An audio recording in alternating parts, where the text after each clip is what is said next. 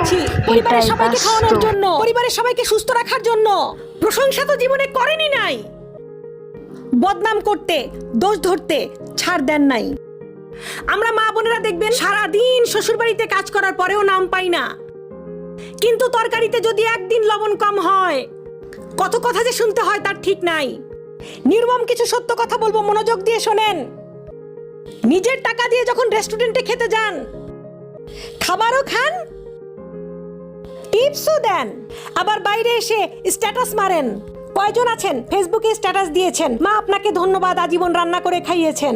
কয়জন স্বামী আছেন স্ট্যাটাস দিয়েছেন, বউ তোমাকে ধন্যবাদ, অক্লান্ত কষ্ট সহ্য করে তুমি আমাকে রান্না করে খাওয়াইছো। কয়জন আছে? একজনও নাই।